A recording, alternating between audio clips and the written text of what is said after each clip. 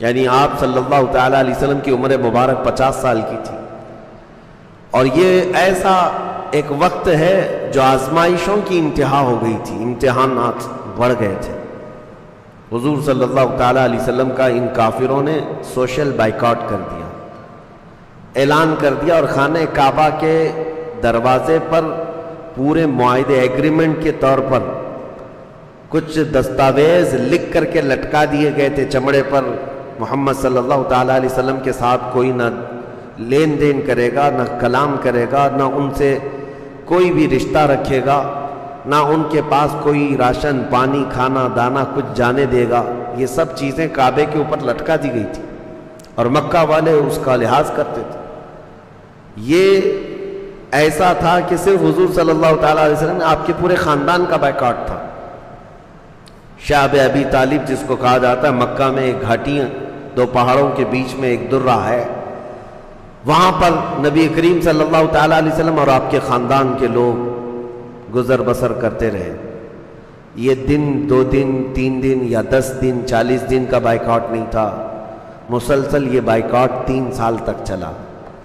ان دنوں میں رسول کریم صلی اللہ تعالیٰ علیہ وسلم کے ہاں کھانے پینے کی اتنی قلت تھی کہ چمڑے جو مل جاتے تھے تو اس کو ابال کے کھا لیا کرتے، یہ درخت کے پتوں سے اپنے پیٹ کو سکون دے دیا کرتے تھے۔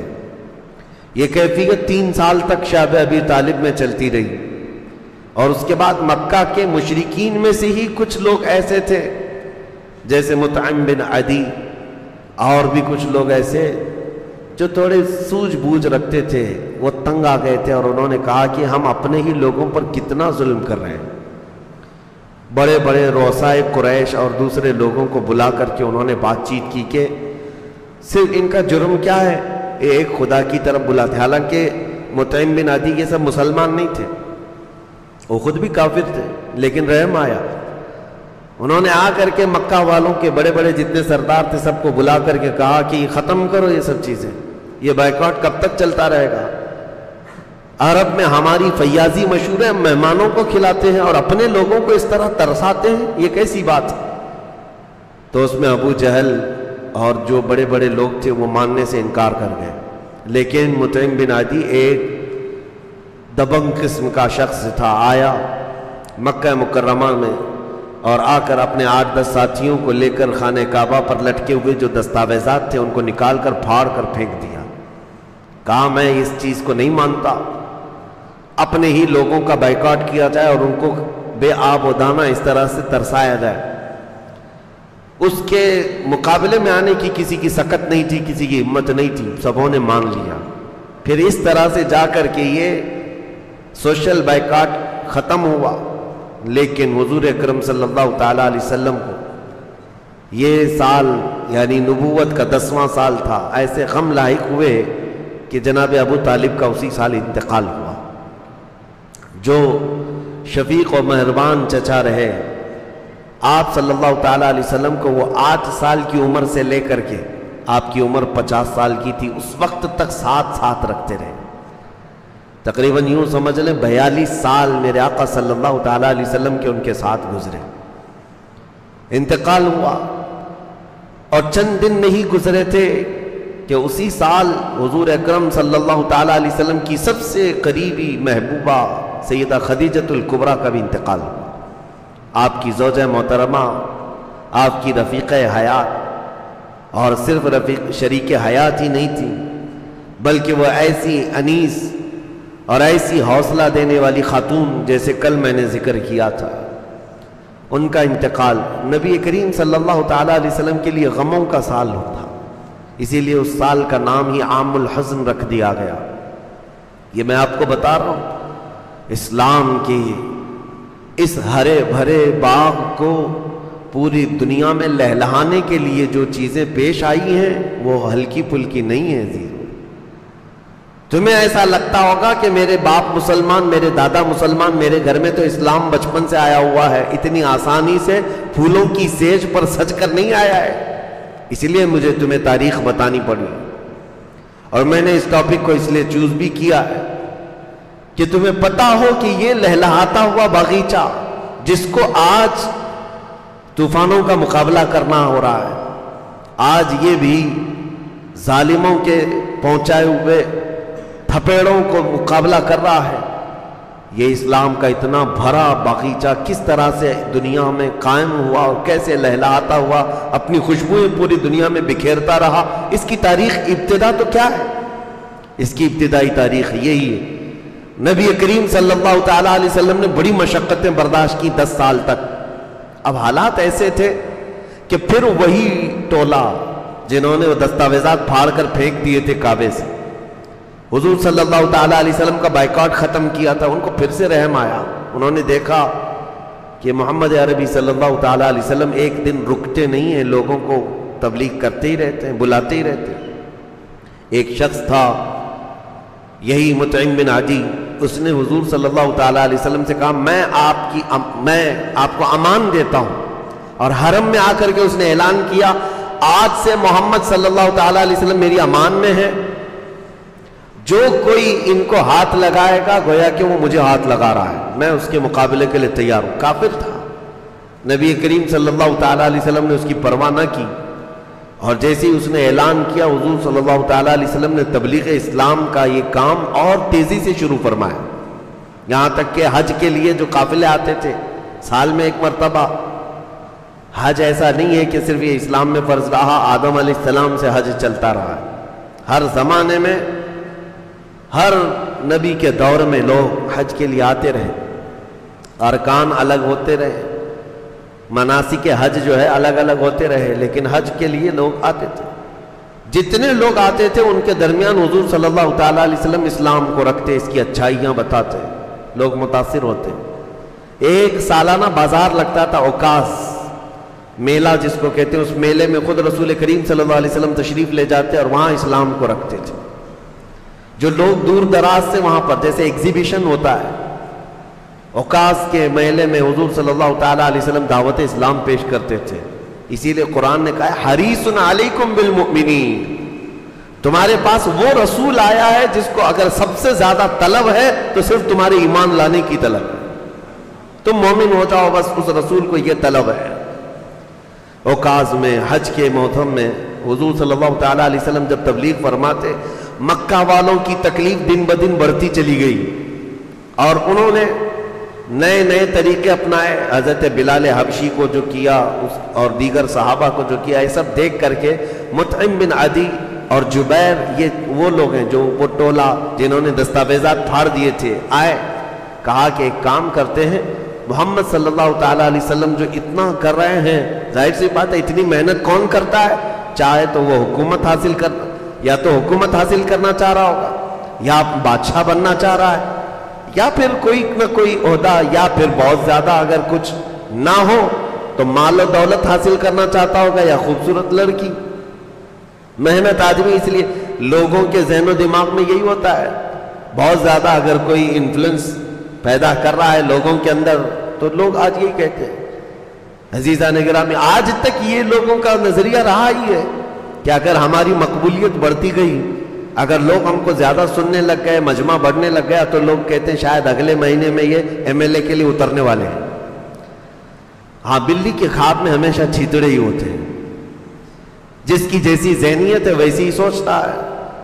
تو یہ مکہ کے ان کفار اور مشرکین کی ایک جماعت یہ سوچ کر کے گئی، اگر محمد صلی اللہ تعالیٰ علیہ وسلم ان تمام خواہشوں کے لیے کر رہے ہیں تو ایک کام کرتے ہیں، ہم پورے جماعت کے ساتھ جا کر کے ان سے بات کرتے ہیں۔ تو لوگوں نے کہا نہیں، ہم میں سے جو سب سے عزت والا عمر دراز شخص ہے اس کو بھیجتے ہیں۔ تو عتبہ اس وقت حضور صلی اللہ تعالیٰ علیہ وسلم کے پاس آیا، جو ان لوگوں میں بڑا مشہور تھا، عزت والا، پیسے والا، مال والا، بہت کچھ تھا۔ عتبہ آیا حضور پاک صلی اللہ تعالیٰ علیہ وسلم کے پاس آ کر اس نے کہا، اے محمد، آپ اتنی مشقتیں، اتنی مصیبتیں برداشت کرتے ہیں اور پھر بھی اپنے مشن پر لگے ہوئے ہیں، ہو سکتا ہے آپ کو کوئی لڑکی پسند ہو خوبصورت، ہم عرب کی سب سے حسین عورت آپ کے حوالے کر دیں، آپ بولو۔ یا اگر مال و دولت کی بات ہے تو ہم سارے مکہ والے مل کر کے آپ کو مال و دولت جمع کر دیں، یا پھر اگر آپ کو حکمرانی کا شوق ہے تو میں اعلان کر دیتا ہوں کہ آپ ہمارے حکمران ہیں، لیکن یہ دین کے معاملات یہ سب چھوڑ دو، یہ ہمارے خداؤں کو چھیڑنا چھوڑ دو، یہ سب چیزیں چھوڑ دو۔ نبی کریم صلی اللہ تعالیٰ علیہ وسلم نے عتبہ کے بیان میں جواب میں کوئی بات نہیں فرمائی، بلکہ قرآن عظیم کی آیتیں تلاوت کرنا شروع فرمایا۔ وہ آیتیں جو رب العالمین نے خود اپنے حبیب پر اتاری ہیں۔ عزیزان گرامی اوقات 14 صدیوں بعد آج کسی قاری قرآن سے اچھی آواز میں جب ہم قرآن کی تلاوت سنتے ہیں تو مست ہو جاتے ہیں، اور جس پر خود قرآن اترا ہے اور رب العالمین کا وہ محبوب رسول جو سید المرسلین ہے، اس کی زبان سے جب قرآن کی آیتیں نکل رہی ہوں گی تو کیا اثر رکھتی ہوں گی۔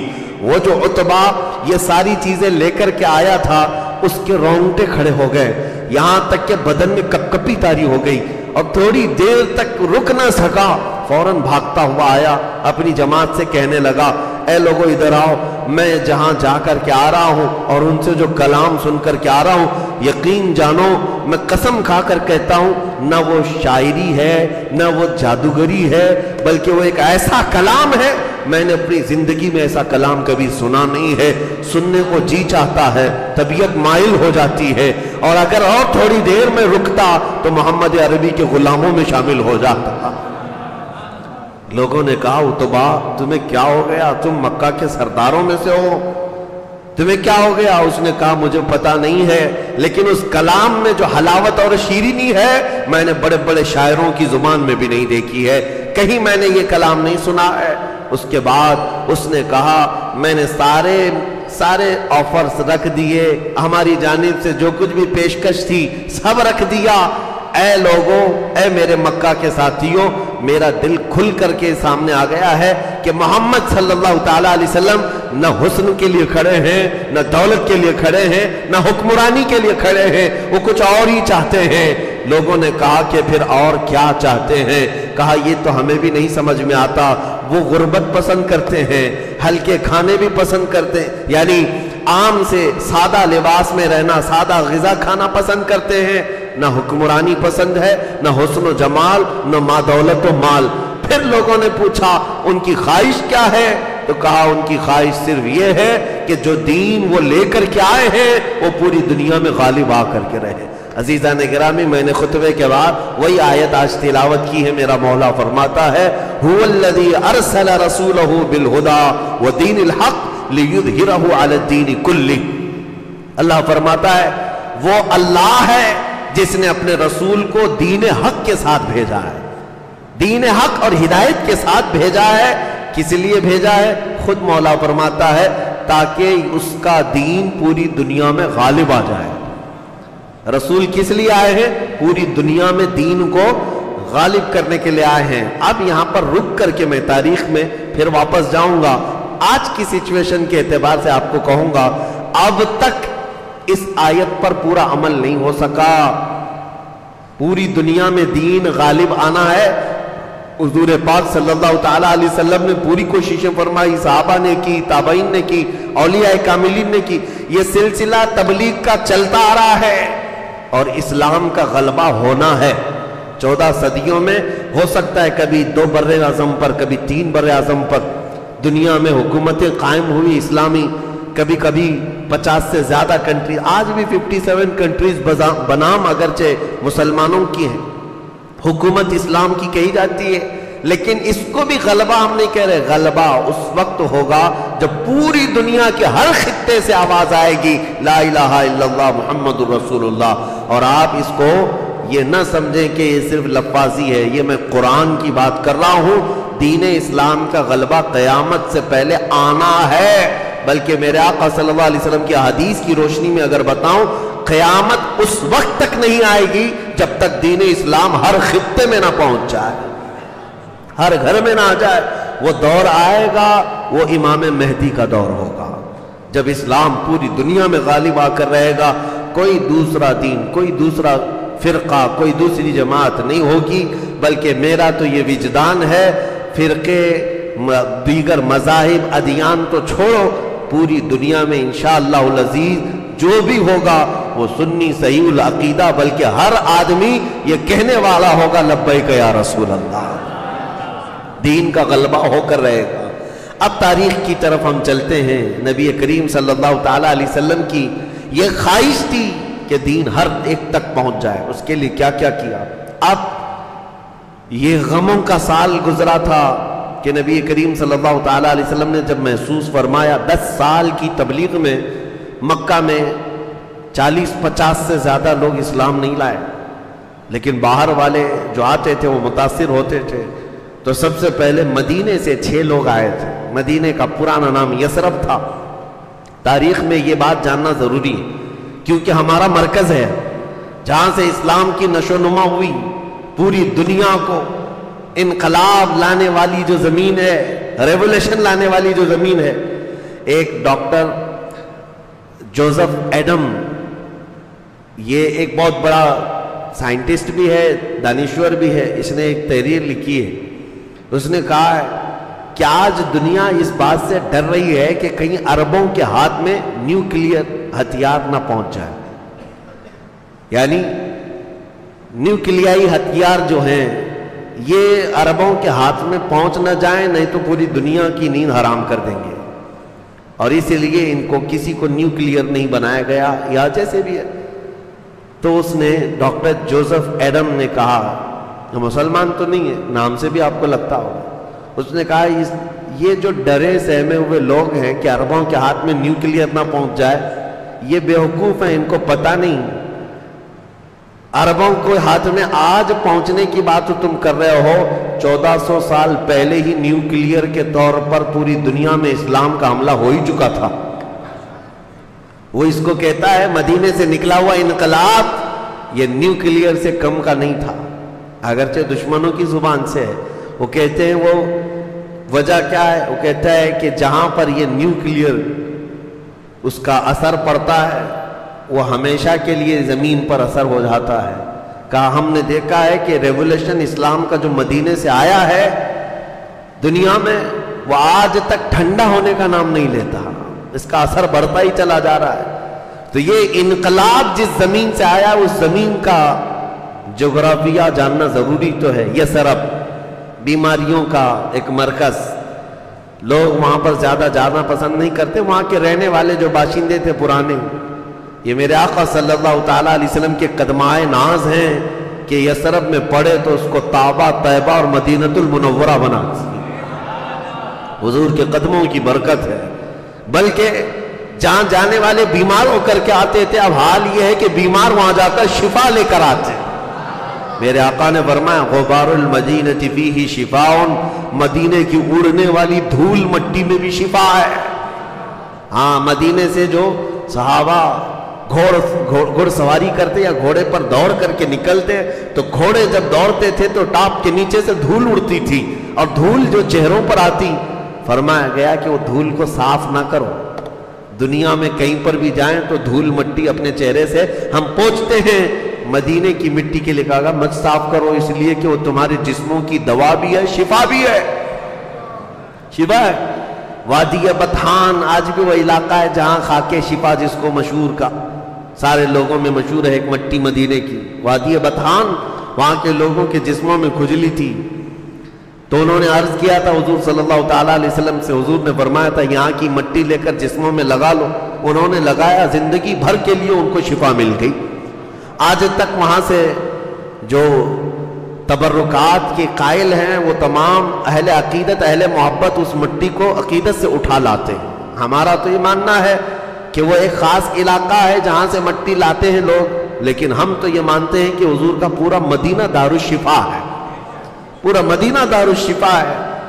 اب رہی بات وہ دوسرے لوگوں کی، ان کو کیا ہے، اللہ ہدایت عطا فرمائے، یہ دلیلیں ڈھونڈتے رہ جائیں گے کہ یہ کہاں ہے وہ کہاں ہے۔ ان ظالموں کو ابھی دلیلوں میں الجھنے کی ہی اللہ تبارک و تعالیٰ نے کیسی زندگی دی ہے ان کو کہ یہ مندروں کو دیکھنے کے لیے عرب سے یہاں آ رہے ہیں، اور پھر ہمارے مدینے میں اٹھانے والی مٹی پر اعتراض کرتے ہیں کہ تم لوگ تو قبر پجوے ہو، شرک کرتے ہو، بدعت کرتے ہو۔ ہم تو کہتے ہیں تمہارے لیے یہ ساری مندریں مبارک، ہمارے لیے میرے آقا کے قدموں سے لگی مٹی مبارک، تم اپنے اپنے نصیبے کی بات ہے۔ اب یہ یثرب سے 6 لوگ آئے تھے حج کے دوران، نبی پاک صلی اللہ تعالیٰ علیہ وسلم نے ان کے سامنے اسلام رکھا، مدینے کے والوں کی ایک اور طبیعت میں بتا دوں کہ پورے عرب آپ گھوم کر کے دیکھ لیں، 14 صدیاں گزر گئی، آج بھی جدہ میں جاؤ، ریاض میں جاؤ، طائف میں جاؤ، دمام میں جاؤ، کہیں پر بھی، مکہ میں جاؤ، لوگوں سے بات چیت، ہمارے سب جگہ کے لوگوں سے بات چیت ہے، لیکن سب عرب کے لوگ خود بھی کہیں گے اہل المدینہ ارق قلوبا، سارے عرب یہ کہتے ہیں مدینے کے لوگ بہت نرم دل ہوتے ہیں، آج بات کرنے میں بھی ان کے ہاں بڑی متانت ہے، سنجیدگی ہے، وہ اجنبی لوگوں سے بھی چھیڑ چھاڑ نہیں کرتے۔ بہت سارے سعودیوں کی بد مزاجی سے لوگ تنگ آ کر کے واپس آ جاتے ہیں، اور جانتے ہیں عربوں کی بد مزاجی کیسی، اکھڑ دماغ کے بدو لوگ، لیکن مدینے والے اس طرح نہیں کرتے۔ ایک حیرت کی بات میں بتاؤں آپ کے سفر کی، ابھی حج کے سفر سے میں آیا، بہت میرے رونگٹے کھڑی کر دی ایک بات۔ ایک پاکستانی شخص ہے، وہ آیا تھا اپنے گاؤں سے، ویزا لگا کر کے آیا ہے مدینے کا، اللہ کرے کہ ہماری زندگی میں ایسی نوکری مل جائے۔ میرے مرشد گرامی حضور تاج الشریعہ رحمۃ اللہ تعالیٰ علیہ فرماتے ہیں، بُالْحَوَث سن، سیم و زر کی بندگی اچھی نہیں، ان کے در کی بھیک اچھی، سروری اچھی نہیں۔ جو یہاں کا فقیر بھی ہو گیا وہ بادشاہ سے کم نہیں ہے۔ پاکستانی شخص تھا، آیا کام کاج کے لیے مدینہ طیبہ میں، آنے کے بعد جو کفیل ہوتا ہے، کفیل کا جو عرب ہوتا ہے اسپانسر، جس کے ذریعے سے ویزا ملتا ہے کمپنی کو، یعنی گورنمنٹ کو، وہ یہ ذمہ داری دیتا ہے کہ یہ شخص میری کفالت میں، ذمہ داری میں نے اس کو بلایا، یہ کفیل کا سسٹم وہاں پر ہے، اسپانسر۔ تو اب 2-3 مہینے نہیں گزرے تھے کہ ہوتے ہیں بہت سارے لوگ، وہ گھبرایا ہوا، بار بار اپنے گھر کو یاد کرتا ہوا، بھاگنے کے چکر میں تھا، لیکن پاسپورٹ تو کفیل کے ہاتھ میں ہوتا ہے، سعودی بڑے سخت ہوتے ہیں، پاسپورٹ ہاتھ میں لے لیتے، جانے نہیں دیتے، نہ وہ جا سکتا، بغیر پاسپورٹ کے سفر نہیں کر سکتا، کہیں ادھر ادھر نہیں جا سکتا، دوسری جگہ گیا تو اس پر کیس ہو جائے گا ہروب کا، یعنی بھاگ گیا ہے، اور گورنمنٹ پولیس پکڑ کے جیل میں ڈالے گی۔ اب یہ مدینے کا شخص جو کفیل ہے، اس کے پاس یہ کام کرنے والا، اس شخص نے جو بیان کیا میں آپ کے سامنے عرض کر رہا ہوں، 2-3 مہینے کے بعد گھبرایا ہوا روتا تھا، بھاگنے کا ارادہ تھا، اس نے آ کر کے اپنے کفیل سے جو عرب تھا، مدینے کا تھا، اس سے کہا کہ مجھے وطن جانا ہے، گھر جانا ہے۔ تو اس نے کہا نہیں، میں نہیں جانے دوں گا۔ کہا مدینے میں تو ہے، یہاں مدینے میں رہ رہا ہے، یہاں کی ہوا، یہاں کی فضا، خوشحالیاں ہیں، برکت ہے، یہاں رہ جا۔ کہا نہیں، مجھے گھر یاد آ رہا ہے۔ تو اس نے کہا نہیں، جانا ہو اگر کسی مزدور کو بھی واپس، یعنی فائنل اگر جانا ہے تو ایک سسٹم ہے، خروج لگاتے ہیں۔ خروج کا مطلب ہوتا ہے ایگزٹ۔ کفیل اسپانسر آ کر کے گورنمنٹ کو یہ کہتا ہے کہ میں نے اس کو ایگزٹ کر دیا، میں نے اس کو باہر کر دیا، خروج لگا دیا۔ اب وہ مزدور آ سکتا ہے، قانونی ہے جو کام کرنے والا، ایگزٹ لگا کر کے آنے کا مطلب فائنل آ رہا ہے۔ اب اس عرب نے کہا کہ میں ایگزٹ نہیں لگا سکتا تیرے اوپر، خروج کا یہ سکہ نہیں لگا سکتا۔ وہ بہت منت سماجت کرتا رہا، کہا کہ آپ کچھ لے لو، پیسہ مجھے مت دو۔ کہا پیسے ویسے کا مسئلہ ہی نہیں میرے لیے، مال و دولت اللہ نے بہت دیا ہے۔ 8 دن گزرنے کے بعد وہ پاکستانی کہتا ہے، میں اس کا جبہ پکڑ کر کے ہلا دیا، کہا کہ خروج لگا دینے میں، ایگزٹ لگا دینے میں کیا جاتا ہے؟ اس نے کہا بیٹا بات یہ نہیں ہے کہ میرے پیسوں کا نقصان ہوگا، تیرے ویزے لگانے کے خرچے کا نقصان ہوگا، بات یہ ہے کل کو اگر رسول اللہ کے سامنے مجھے پیش کیا جائے اور پوچھا اگر مصطفیٰ نے میرے مدینے سے نکالنے کا تجھے حق کیا تھا، میں اگرچہ تو کام کاج کے لیے آیا ہے، میں تیرا ایگزٹ نہیں لگا سکتا، زندگی تو پوری گزار لے، اب میری بات سن، کام میں دل نہیں لگتا، کام نہیں کرنا چاہتا۔ وہ عرب کی زبان میں کہہ رہا ہوں، جو مدینے والا کہتا ہے کہ میری طرف سے ہر مہینے 1500 ریال لے لے اور صبح سے شام تک خالی درود پڑھتا بیٹھ جا، کام مت کر، میرے گھر میں رہ، کام مت کر، دل نہیں لگتا، لیکن تو جو بھی کہے گا میں ایگزٹ نہیں لگاؤں گا، مجھے ڈر ہے کہ کبھی نبی پاک نے فرما دیا میرے مدینے سے نکالنے کا تجھے حق کیا تھا۔ میرے عزیزوں، وہ پاکستانی شخص کہتا ہے یہ بات سن کر کے میں سہم گیا، 14 صدیوں بعد بھی مدینے والوں کا دل آج بھی اس طرح سے، یہ میرے آقا کی برکت تھی۔ عزیزان گرامی وقار، تنگ آ کر کے اس نے یہ بھی کہا کہ دیکھو اگر تم دوسرے کسی سے نقل کفالہ کہتے ہیں، یعنی ٹرانسفر لینا چاہتے ہو کسی دوسرے کفیل کے پاس، دوسرے اسپانسر کے پاس، وہ ٹرانسفر کر کے دے دوں گا لیکن ایگزٹ نہیں کروں گا، اس لیے کہ میں ڈرتا ہوں کہ مدینے سے کسی کو نکال دوں۔ تو یہ میں نے صرف ایک مثال اس لیے رکھی کہ مدینے والوں کے دل نرم تھے، وہ نرم دل تھے۔ آج بھی پتہ ہے مدینہ طیبہ میں ان کا دیا ہوا رواج ہے، جو بھی اجنبی شخص آتا ہے اس کو محمد کہہ کر پکارتے ہیں، نام معلوم نہ ہو تو ارے ترے یہ سب چیزیں نہیں کہتے، وہ یوں پکارتے ہیں محمد۔ جو بھی اجنبی شخص ہو جس کا نام نہیں پتا ہے اس کو وہ لوگ محمد کہہ کر پکارتے ہیں، محمد کہہ کر پکارتے ہیں۔ اور یہ طریقہ آج کا نہیں، 14 صدیوں سے چلا آ رہا ہے۔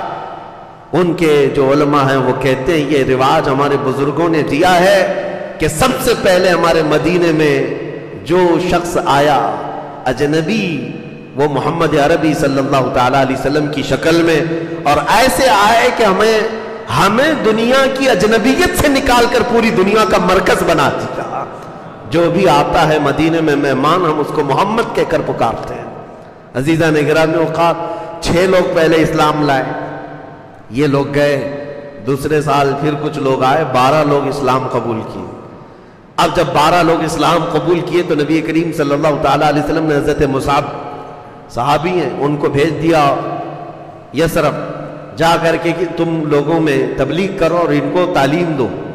وہ تعلیم دیتے رہے، احکام سکھاتے رہے۔ سال بھر نہیں گزرا تھا کہ تقریباً 72 لوگ اس قافلے میں آئے حج کے، اور نبی کریم صلی اللہ تعالیٰ علیہ وسلم کے ہاتھ پر سبوں نے اسلام قبول کیا۔ اسعد بن زرارہ، سعد بن معاذ، یہ بڑے بڑے صحابہ ہیں جو قبیلہ اوس اور خزرج، جو وہاں بڑے مشہور قبیلے تھے، یہ قحطانی عرب کے قبیلے تھے مدینے میں آباد۔ یہ پورے یہودی بھی نہیں تھے، پورے بت پرست بھی نہیں تھے، لیکن یہودیوں کا اثر ان کے اندر تھا، مکہ والوں کی بت پرستی کی طرح نہیں تھے، لیکن تھے اسلام یعنی ایمان والے تو نہیں تھے۔ لیکن ان میں سے حضرت سعد بن معاذ کا ایمان لانا اتنا اثر کر گیا کہ ان کا پورا قبیلہ اسلام لایا، وہ قبیلے کے سردار تھے۔ اب ان لوگوں نے آتے ہی حضور صلی اللہ تعالیٰ علیہ وسلم سے یہ کہنا شروع کیا کہ آپ مکہ میں نہ رکے ہو، آپ چلیں ہمارے وطن آ جائیں۔ یہ مدینے والوں کی ریکویسٹ تھی حضور صلی اللہ علیہ وسلم، اور یہ اصرار بڑھتا گیا۔ جانتے ہو سعد بن معاذ وہ صحابی ہیں جو مدینے میں پورے انصار کے سردار ہیں، سید الاوس کہا جاتا ہے ان کو، اوس قبیلے کے سردار تھے۔ اس کے باوجود ان کی ایک ادا میں بتاؤں، وہ مدینے میں رہ کر کے پتے کھا رہے تھے اور چمڑے ابال کر کھا رہے تھے۔ لوگوں نے پوچھا تمہارے پاس مال کی قلت کہاں سے آ گئی، قحط تو ہے نہیں، تم کیوں یہ چمڑے اور پتے کھا رہے؟ کہا میں نے سنا ہے کہ مکہ والوں نے میرے مصطفیٰ کا سوشل بائیکاٹ کیا ہے، اور حضور صلی اللہ علیہ وسلم شیب ابی طالب میں گھاٹیوں میں پتے کھا رہے ہیں اور چمڑے کھا رہے ہیں، تو مجھے یہ گوارا نہیں کرتا کہ میں مدینے میں کھجوریں کھاؤں، میں یہاں رہ کر کے وہی کھاؤں گا جو میرے آقا کھا رہے ہیں۔ تو یہ لگاؤ اتنا تیز بڑھ گیا تھا کہ وہ آ کر کے حضور صلی اللہ تعالیٰ علیہ وسلم سے عرض کرنے لگے کہ آپ مدینے چلیں، یعنی یثرب چلے۔ اب اس بات پر حضور صلی اللہ علیہ وسلم نے سب سے بیعت لی، اس کو بیعت عقبہ کہتے ہیں۔ یہ مینا کی وادیوں میں بیعت لی جا رہی تھی، سنیے یہ پہلی بیعت ہے۔ نبی کریم صلی اللہ تعالیٰ علیہ وسلم نے اپنے ہاتھ میں ان کا ہاتھ لیا، پہلی بیعت ہے اور مدینے والوں سے ہے، اور ان سب سے یہ بیعت لی کہ اگر میں آ جاؤں مکہ چھوڑ کر تمہارے ہاں تو تم لوگ میرے ساتھ کیا سلوک کرو گے۔ اس بات پر انہوں نے کیا بیعت کی، کہا ہمارے مال دولت ہماری اولاد بلکہ ہماری جانوں سے بڑھ کر کے ہم آپ کی حفاظت کریں گے۔ اس بات پر حضور صلی اللہ علیہ وسلم کے ہاتھ میں انہوں نے بیعت کی۔ ان کے جو سردار تھے اسعد بن زرارہ، وہ کھڑے ہو گئے، 70 لوگوں میں کھڑے ہو گئے، کہا کہ تم بلا رہے ہو حضور صلی اللہ علیہ وسلم، سوچ لو اور ایک بار سوچ لو، اگر یہ ہجرت کر کے ہمارے شہر میں آتے ہیں تو گویا کہ ہم نے صرف مقابلہ قریش سے نہیں کرنا ہے جو یہاں مکہ والے ہیں۔ اسعد بن زرارہ نے کہا آج اس بات پر کیا تم تیار ہو کہ آج کے بعد سے اگر یہ محمد صلی اللہ تعالیٰ علیہ وسلم مدینہ ہجرت کر کے آتے ہیں تو ہمارا مقابلہ پوری دنیا کے جنات سے ہوگا، پوری دنیا کے انسانوں سے ہوگا، ساری سرکش طاقتوں سے ہوگا۔ تم مدینے میں چھوٹی تعداد میں ہو، مختصر تعداد میں ہو، سوچ کر کے بتاؤ۔ پورے مدینے والوں کا جوش دیکھنے کے قابل تھا، کھڑے ہو گئے، کہا پورے دنیا کے جنات آ جائیں ہم ان سے مقابلے کے لیے تیار ہیں۔ ہم نبی پاک صلی اللہ تعالیٰ علیہ وسلم کے ہاتھ میں ہاتھ دے کر بیعت کرتے ہیں۔ انہوں نے اپنی جانوں کی پرواہ نہ کی۔ یہ وہ اسلام کے عظیم مجاہدین ہیں جو سب سے پہلے بڑھ کر کے میدان میں آئے تھے۔ حضور اکرم صلی اللہ تعالیٰ علیہ وسلم نے ان کی مضبوط ارادے کو دیکھا تو پھر صحابہ میں سے جو مظلوم تھے، ظلم سہ رہے تھے، یہ کے بعد دیگرے سب کو مدینہ رخصت کرنا شروع کیا۔ حضور اپنی ہجرت سے پہلے مکہ میں سے بہت سارے صحابہ حضور صلی اللہ علیہ وسلم سے پہلے ہی ہجرت شروع کر چکے تھے، سب مدینے جا رہے تھے۔ مکہ والوں میں کھلبلی مچ گئی، کہا کہ یہ سب چھوڑ کر کے جا رہے ہیں، کیا حال ہے ان کا، وہاں جا کر کے یہ سب جمع ہو جائیں گے۔ اس کے لیے اب مکہ والوں کی تکلیف اور ان کے پیٹ کا مروڑ اتنا بڑھنے لگ گیا کہ چند صحابہ مکہ میں رہ گئے، ان میں سے حضرت ابو بکر، حضرت علی اور دو چند صحابہ اور حضور صلی اللہ علیہ وسلم، باقی سب ہجرت کرتے کرتے چلے گئے۔ 70 صحابہ تو پہلے حبشہ ہجرت کر کے گئے تھے، ایتھوپیا، اور اس کے بعد جو بچے ہوئے تھے وہ مدینہ ہجرت کر کے چلے گئے۔ اب مکہ والوں نے ایک میٹنگ بلائی جس کا سردار ابو جہل تھا۔ وہ میٹنگ ندوہ ایک جگہ تھی جہاں پر سب مشورے ہوا کرتے تھے، جیسے کہ کل میں نے بتایا تھا دار الندوہ، ایک وہ جگہ جو ان کی پارلیمنٹ تھی اس کا نام ندوہ تھا۔ وہ پارلیمنٹ میں مشورے ہوتے تھے، اس میں مشورہ یہ کیا جا رہا تھا کہ اس محمد صلی اللہ علیہ وسلم کا کیا کیا جائے۔ تقریباً 12 قبیلے اس میں شریک ہوئے تھے مکہ کے، سب کی رائے اس بات پر متفق ہو گئی، بلکہ اس کی طویل حدیث ہے، لمبی حدیث ہے۔ اس میں ایک بزرگ شخص کی حیثیت سے کوئی شخص آیا، سفید لباس، اونچے قد والا، آ کر کے بیٹھ گیا۔ وہ 12 قبیلے کے سردار بیٹھے ہوئے تھے، کہا کہ میں آؤں تمہیں کچھ مشورہ دوں۔ لوگوں نے پوچھا ہم تو آپ کو جانتے نہیں، مکہ میں رہتے نہیں، وہ کہاں سے آیا؟ کہا میں نجد سے آیا ہوں، نجدی ہوں۔ تو نجد سے آیا ہے، یہ شیخ آ کر کے بیٹھا، یہ کوئی شیخ نہیں تھا، یہ ابلیس ملعون تھا، شیطان رجیم تھا۔ حیرت کی بات ہے، عجیب اتفاق ہے، جہاں میٹنگ ہو رہی وہ ندوہ ہے اور مشورہ دینے کے لیے آیا ہے وہ نجدی ہے، مشورہ دینے کے لیے نجدی آیا ہوا ہے۔ سب سے اس نے کیا مشورہ دیا کہ دیکھو تم میں سے کوئی ایک بھی محمد صلی اللہ تعالیٰ علیہ وسلم کا قتل کرے گا تو قریش جو ہے نا بدلے میں تمہارے کسی شخص کا قتل کریں گے۔ وہاں ایسا ہی سسٹم تھا، ایک خاندان کے آدمی کو قتل کیا گیا تو پورا خاندان اس خاندان کا قتل کرتا، اس کے ایک آدمی کا قتل کرتا، یہ سسٹم تھا۔ تو اس نے کہا ایک کام کرو، مکہ کے ہر خاندان کا ایک ایک آدمی تیار کرو اور سب کے ہاتھوں میں تلوار دو اور سارے لوگ مل کر کے محمد صلی اللہ علیہ وسلم کا قتل کرو، تاکہ سارے لوگ جب قاتل ہوں گے تو قریش ایک خاندان رہ جائے گا اور سارے قبیلوں سے وہ کیسے بدلہ لے سکتے ہیں۔ سبوں نے کہا بہت اچھا مشورہ دیا، ابلیس ایسا ہی مشورہ دے سکتا تھا۔ سب اس کی رائے پر متفق ہوئے اور سب قبیلوں میں سے ایک ایک بہادر شخص کو کھڑا کیے تلوار دے کر کے۔ اب یہ وقت تھا ٹرننگ پوائنٹ جس کو کہیں، نبی پاک صلی اللہ تعالیٰ علیہ وسلم کے گھر کے بعد سارے ظالم کھڑے ہو گئے تلوار سونتے ہوئے، رات کا انتظار کر رہے تھے کہ رات کے اندھیریاں چھا جائیں تو گھر میں داخل ہو کر کے یہ ہر ایک آدمی تلوار سے حملہ کرے، ایک بار خاتمہ کر دیں۔ اب دین کا معاملہ بھی نہ رہے گا اور نہ ہی حضور صلی اللہ تعالیٰ علیہ وسلم کی تبلیغ کا معاملہ۔ لیکن یہ وہی رات ہے جس رات مولا کریم نے اپنے حبیب کو حکم فرمایا کہ اے رسول پاک اے رسول صلی اللہ تعالیٰ علیہ وسلم آپ اس مکہ سے ہجرت کر کے مدینہ تشریف لے جائیں۔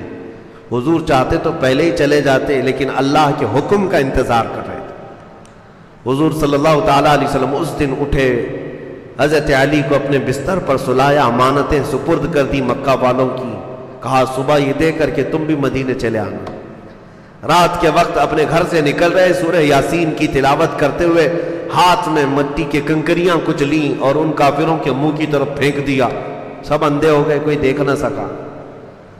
اور اس کے بعد نبی پاک صلی اللہ علیہ وسلم سیدھے ابو بکر صدیق کے گھر آئے اور ان کو ساتھ لیا اور مدینے کی طرف روانہ۔ یہ پہلی ہجرت ہے حضور صلی اللہ تعالیٰ علیہ وسلم کی۔ یہاں سے اب اسلام ساتھ ساتھ چل رہا ہے اور اسلام کی اسٹیبلشمنٹ ہونے جا رہی ہے۔ دولت اسلام، سلطنت اسلام، حکومت اسلام قائم ہونے جا رہی ہے، لیکن قائم کرنے والا بادشاہ اعظم حضور اکرم صلی اللہ تعالیٰ علیہ وسلم صرف حضرت ابو بکر اور ایک غلام کے ساتھ سفر کر رہے ہیں۔ 3 دن غار ثور میں رہے، اس کے بعد مدینے کا سفر کیا۔ تقریباً 9 دن کے بعد نبی پاک صلی اللہ تعالیٰ علیہ وسلم کا ورود مسعود ہوا۔ مدینے کی ان خوش بہار گلیوں میں جو آج جہاں پر مسجد قباء ہے، وہاں پر حضور صلی اللہ تعالیٰ علیہ وسلم نے اپنا نزول اجلال فرمایا۔ کلثوم بن حدم ایک صحابی ہیں، ان کے گھر پر 14 دن تک قیام کیا۔ یہ مدینے سے باہر ہے، 5 کلومیٹر باہر تھا قباء۔ وہاں پر حضور صلی اللہ علیہ وسلم نے اپنے ہاتھوں سے مسجد بنائی، جو مسجد قباء، اسلام کی سب سے پہلی مسجد۔ اور یہاں مدینے سے انصار کو جب پتہ چلا، جوک در جوک آنے لگے اور حضور کے ہاتھ پر بیعت کرنے لگے، اسلام قبول کیا۔ اب مدینے کی گلیوں میں جو شور تھا، اس کو اگر ترجمانی میں عرض کیا جائے تو یہی ہوگا، ہر گلی سے آواز آتی تھی لبیک یا حضور آ رہے تھے، نبی پاک تشریف لا رہے تھے۔ فرق یہ تھا کہ مدینے والوں کے دلوں میں ایمان راسخ تھا، وہ حضور کا استقبال کر رہے تھے۔ 14 دنوں کے بعد حضور اکرم صلی اللہ تعالیٰ علیہ وسلم، دیکھیں انتظار کیسا تھا میں آپ کو بتاؤں، صرف ایک جھلک دکھا دیتا ہوں۔ حضرت سیدنا سلمان فارسی رضی اللہ تعالیٰ صحابی رسول ہیں، ان کی عمر بہت لمبی ہوئی۔ یہ ایران کے فارس کے رہنے والے تھے، ان کا باپ آگ کا پجاری تھا، آگ کی پوجا کرتا تھا اور ان کو بھی مجبور کرتا تھا، ان کا دل نہیں لگتا تھا۔ ایک بار یہ کسی کنیسہ سے گزر رہے تھے، گرجا گھر یعنی چرچ، وہاں عیسائیوں کی تعلیم ان کو اچھی لگی، روزانہ جا کے سنتے تھے، تو باپ کو پتہ چلا، باپ نے زنجیروں میں باندھ کر رکھ دی۔ پھر موقع پا کر کے ایک دن زنجیریں توڑ کر کے نکل گئے اور عیسائی پادری کے پاس آیا، کہا مجھے عیسائی بنا لو۔ اور اس پادری نے ان کو لے کر ملک شام کا سفر کیا اور وہاں پر ان کو رکھا۔ برسوں تک وہ عیسائی تعلیمات حاصل کرتے رہے، لیکن سلمان فارسی کہتے جو عیسائی بڑا راہب ہوتا تھا وہ مجھے یہی بتاتا تھا کہ اب عیسائی مذہب بھی ختم ہونے کو آ گیا، چند ہی لوگ باقی رہ گئے ہیں، لیکن تمہارے زمانے میں انتظار کرنا، آخری نبی آ سکتے ہیں۔ ہر کوئی کہتا تھا آخری نبی، علامات بتاتے تھے۔ تو وہ کبھی حمص سے حلب سے لے کر عراق موصل سفر کرتے رہے، بہت سال بتائے، اور اس کے بعد ایک عرب سے کوئی شخص آیا تھا اور وہ کھجوروں کا تاجر تھا، اس سے پوچھا کہ ایسا ایسا شہر کھجوروں کے جھنڈ کا پہاڑیوں کے درمیان میں آباد ہے، وہاں کی ہریالیاں ہیں، تم جانتے ہو؟ اس نے کہا میں اسی شہر کا رہنے والا ہوں۔ سلمان فارسی نے کہا کیا مجھے وہ شہر لے جاؤ گے؟ کیونکہ پرانی کتابوں میں یہ شہر مدینہ طیبہ کی خصوصیات لکھی ہوئی تھی۔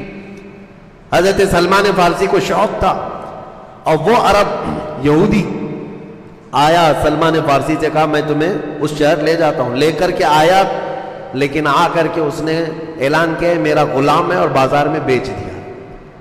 غلامی کا دور تھا۔ ایک یہودی نے خرید لیا سلمان فارسی کو، باغیچے میں کام کرتے تھے کھجوروں کے۔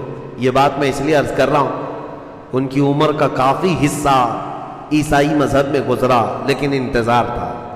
جہاں پہنچنا تھا وہاں پہنچ تو گئے تھے، مدینے کے خطہ تھا۔ کہتے ہیں میں اپنے آقا کے باغیچے میں کام کر رہا تھا، کھجور کا درخت ویسے بہت لمبا ہوتا ہے، کھجور کے درخت کے اوپر بیٹھ کر کے وہ کھجوروں کی صفائیاں کر رہے تھے۔ ان کے آقا کا جو بھتیجا تھا، ان کا مالک کا بھتیجا، وہ دوڑتے ہوئے آیا، کہا چچا سنے ہو ایک بڑی خبر ہے۔ وہ اپنے چاچا کو خبر سنا رہا ہے۔ چاچا نے پوچھا کیا خبر ہے؟ کہا کہ مکہ سے ایک شخص آیا ہے جس کا نام محمد ہے، چمکتا چہرہ ہے، اور آیا ہے، لوگ جوک در جوک جا رہے ہیں۔ چاچا نے پوچھا کیا کہتا ہے؟ وہ کہتا ہے میں اللہ کا آخری رسول ہوں۔ سلمان فارسی سن رہے تھے، بے تاب ہو کر چھلانگ لگا کر نیچے آئے درخت کے اوپر سے، اور کہا کیا کہا تم نے، کون سی خبر لائے؟ مالک نے دیکھا کہ یہ غلام ہے، اس کو اتنی زیادہ فرط محبت میں آنے کی کیا بات ہے؟ اس نے تماچے لگائے اور کہا یہ تیرا کام نہیں، یہ ہماری باتوں میں تم کیوں دخل دے رہے ہو، جاؤ اپنا کام کرو۔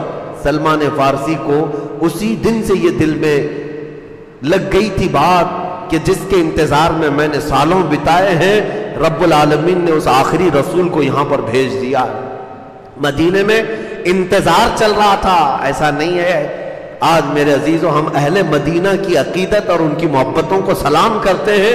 آج پوری دنیا کے سنی صحیح العقیدہ لوگوں کو اگر کوئی یہ سوال کرے میرے آقا کے دنیا میں آنے کا دن 12 ربیع الاول ہے تو تم خوشیاں اب تک کیوں مناتے ہو؟ مکہ والے تو نہیں مناتے تھے۔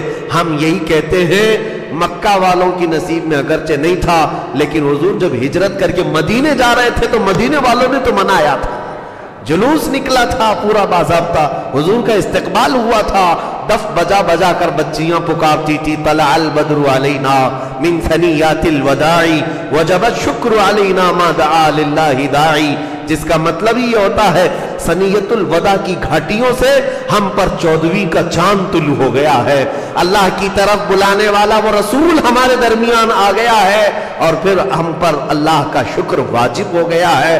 یہاں تک کہ بنو نجار قبیلہ تھا ایک مدینے میں، ان کی بچیاں اور ان کے جو لڑکے تھے وہ کیا کہتے تھے؟ یا حبذا محمدا، اے خوش آمدید محمد صلی اللہ علیہ وسلم، کیسا آپ نے ہم کو معزز بنا دیا، اب سے آج کے بعد ہم دنیا میں فخر کریں گے تو یہ کہیں گے کہ ہم بنو نجار کے نہیں، ہم اوس و خزرج کے نہیں، بلکہ ہم محمد عربی کے پڑوسیوں میں سے۔ کہتے ہیں ہمیں فخر کا آپ نے ایک درجہ دے دیا۔ یہ نغمے اہل مدینہ کے تھے۔ الحمدللہ ہم اہل مدینہ سے آج بھی محبت کرتے ہیں، اور ان کی ابتدا میں جب بھی حضور پاک کے تذکرہ آتا ہے، حضور پاک کی میلاد کا ذکر آتا ہے، ہم آج بھی اسی طرح سے جشن بھی مناتے ہیں اور جلوس بھی کرتے ہیں الحمدللہ۔ حضور صلی اللہ تعالیٰ علیہ وسلم کا ورود مسعود، میں جلدی چلتا ہوں کیونکہ اب اسلام کی سلطنت اسلام کی اسٹیبلشمنٹ کا وقت آ چکا ہے۔ اب یہاں پر حضور اکرم صلی اللہ تعالیٰ علیہ وسلم جب آئے، صحابہ کی تعداد یہاں 100 سے زیادہ تھی، اور کئی گھروں میں، مدینہ چھوٹا تھا، ایک چھوٹا سا قصبہ تھا، لیکن وہاں یہودیوں کا غلبہ تھا، یہودی بہت سالوں سے آباد تھے۔ اب ان کی اجارہ داری ختم ہو رہی تھی۔ یہودیوں کو تو یہ چاہیے تھا کہ وہ اپنی کتابوں میں جس رسول کا تذکرہ سنتے تھے وہ رسول آ گئے ایمان لے آتے، لیکن وہ دشمن ہو گئے۔ کہا کہ ہماری جو اجارہ داری تھی لوگوں پر، جیسے آج پجاریوں اور پنڈتوں کا تسلط ہوتا ہے ان کے بھکتوں پر، انت بھکتوں پر، اسی طرح سے یہودی علماء کا بھی تھا، ان کے نذرانے ختم ہو رہے تھے، لوگوں کو بیوقوف بنانے کا طریقہ ختم ہو جاتا، اسلام کے آتے ہی ان کے دھندا پانی بند ہو رہا تھا، اسی لیے ظاہر سی بات ہے پیٹ میں مروڑ تھا، تکلیف تھی۔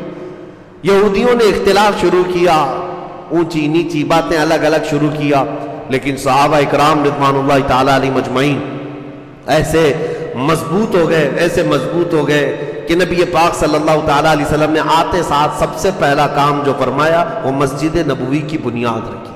مسجد نبوی شریف میں نے سیرت کے بیان میں تفصیلاً سارے ذکر کر دی ہیں، آپ اس میں سے بھی جا کر سن سکتے ہیں۔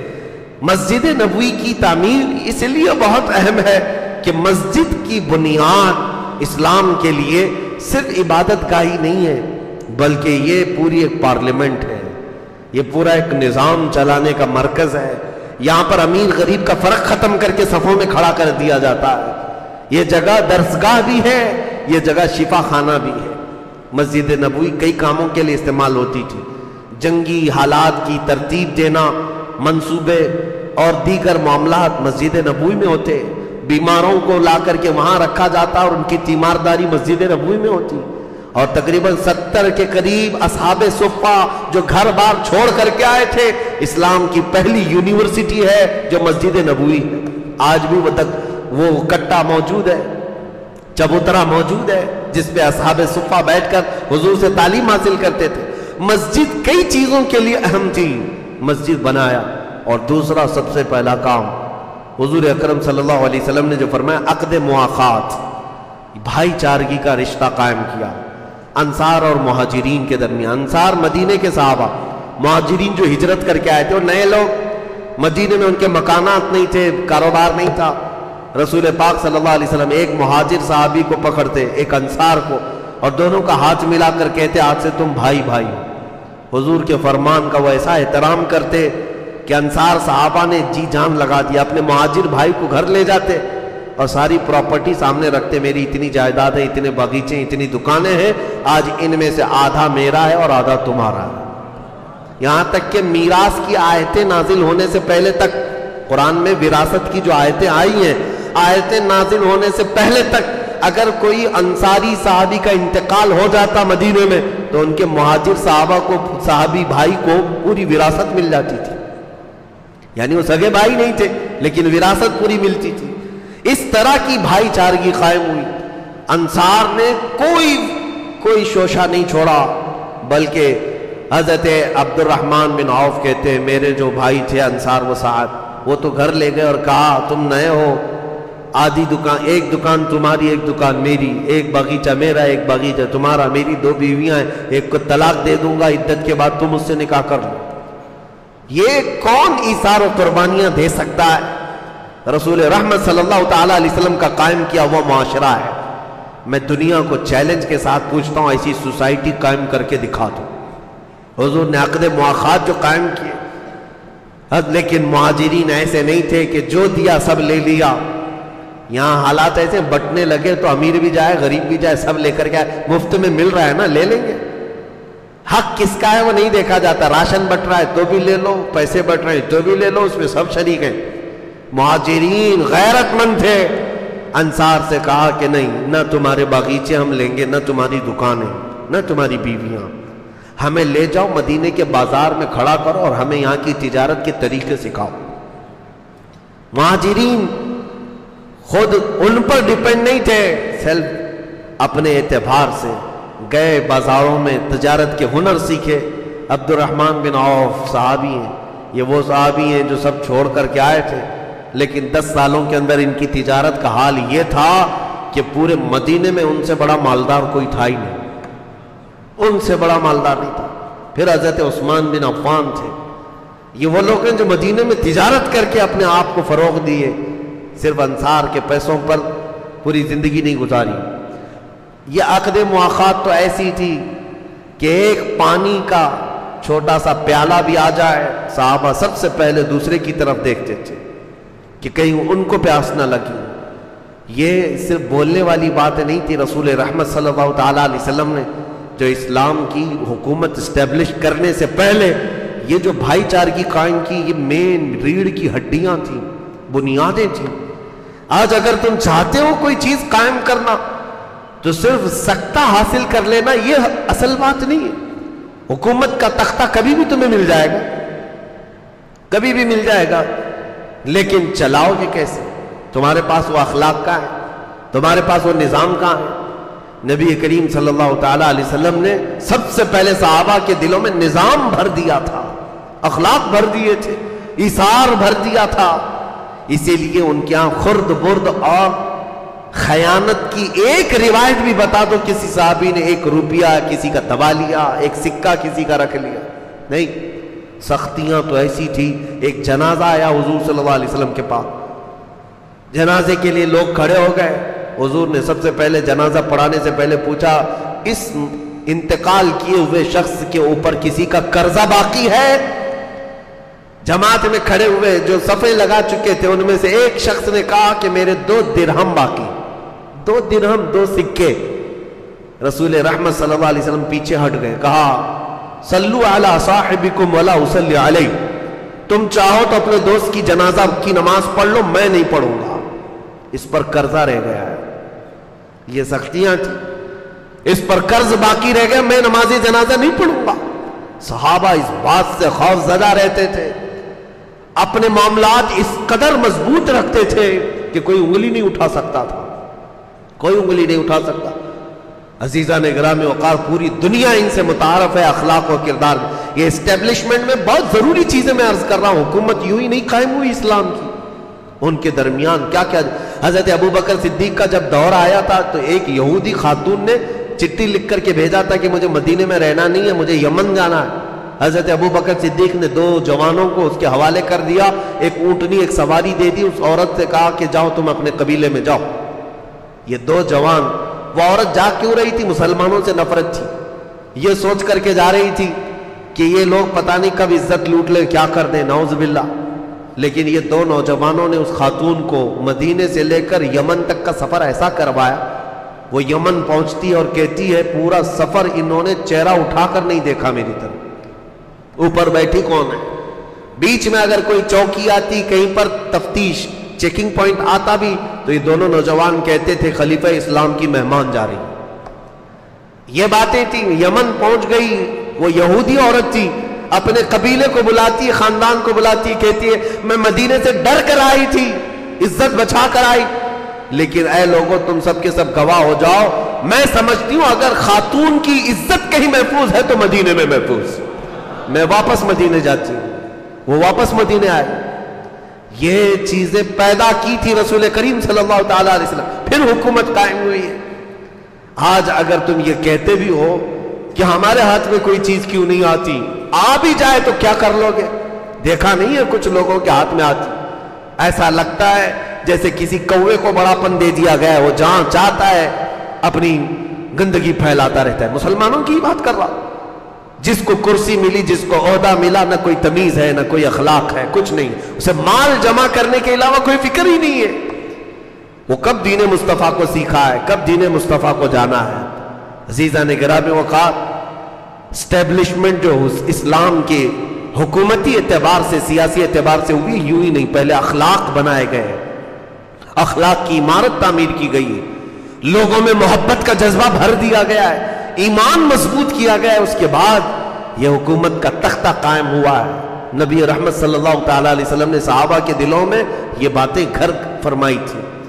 ایک گوشت کا ٹکڑا کسی صحابی کے گھر آ گیا رات کو، انہوں نے یہ خیال کر کے پڑوسی کو دے دیا میرا پڑوسی بھوکا ہے، پڑوسی نے اپنے پڑوسی کو دے دیا، اس نے اس کو دیا۔ روایت مشہور ہے کہ وہ گوشت کا ٹکڑا گھومتے گھومتے پورے مدینے سے اسی پہلے صحابی کے گھر آ گیا۔ ہر ایک نے اپنے دوسرے کا خیال کیا، یہاں کون ہے ہم میں سے، کون ہے ہم میں سے یہ چیزیں خیال کرتا ہو؟ ہمارے دلوں کے اندر کٹرتا بڑھنے لگ گئی، کٹھور ہو گئے، چھوٹی چھوٹی چیزوں پر کمپرومائز نہیں کر سکتے، کسی دوسرے کو ہم برداشت کرنے کی طاقت نہیں رکھتے۔ تو یہ اسٹیبلشمنٹ آسان نہیں ہے، آسان نہیں ہے۔ دنیا نے یہ دیکھا ہے، میں آپ کو چلتے چلتے بتا دے رہا ہوں، افغانستان میں مولوی لوگ یہ چاہتے بھی تھے، ظاہر سی بات ہے ان کی خواہش تھی کہ اسلامی حکومت آئے، تو طالبان کی جماعت کھڑی ہوئی اور 90 میں پرانی حکومتوں کا صفایا کر دیا، رشیا سے لڑ لڑ کر کے وہ حکومت حاصل کر لی، لیکن حالات ایسے تھے کہ کس کو کیا بناتے؟ دنیا چلانا اور حکومت چلانا یہ صرف اور صرف سوچ اور صرف ذہن سے نہیں ہوتا، اس کے لیے رسول کریم صلی اللہ علیہ وسلم کی پوری سیرت پڑھو، صحابہ میں پہلے حضور نے کیا چیزیں پیدا فرمائی۔ 4 سال نہیں چلا پائے تھے اور دادا آ گیا امریکہ، آ کر کے ان کو تہس نہس کر دیا، ختم کر دیا، اور سب ٹوٹ کر بکھر گئے۔ اب کی کیا سچویشن ہے اس پر میں ابھی کلام نہیں کرتا، اب کیوں آ گئے، دوبارہ آئے اور اب کیسے چلا رہے، پڑھ لکھ کر کے آئے 20 سال۔ لیکن عزیزان گرامی وقار، کسی بھی نظام کو چلانے کے لیے صرف کٹے پر بیٹھ کر جو میٹنگیں جو ہوتی ہیں یہ کافی نہیں ہوتی، انسان بنائے جاتے ہیں، انسان بنائے جاتے ہیں۔ صرف ایک چھوٹی سی مثال میں بتا دوں، اللہ کروڑوں رحمتیں نازل فرمائے خلیل سلطان عبد الحمید ثانی پر، ترکی کے یہ سلطان عبد الحمید ثانی، ان کو جب مسجد نبوی شریف بنانے کا ارادہ ہوا تھا، ان کے دور کی بات کر رہا ہوں، مسجد نبوی شریف، بلکہ ایک ان سے پہلے ترکیوں کے دور میں انہوں نے مسجد نبوی بنائی تھی۔ ترکیوں نے کیسے کیا تھا؟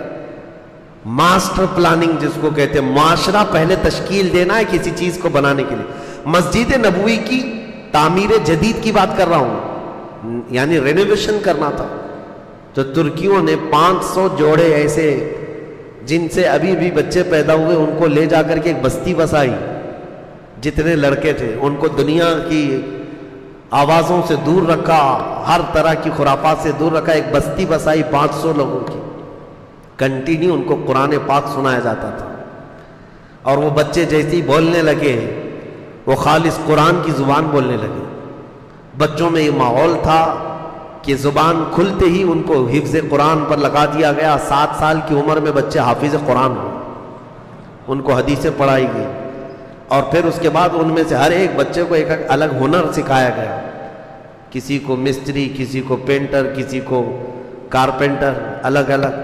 یہ 500 وہ حافظ قرآن بچے جنہوں نے دنیا کی خرافات نہیں دیکھی تھی, صرف قرآن سنا تھا اور رسول اللہ کا عشق پیا تھا.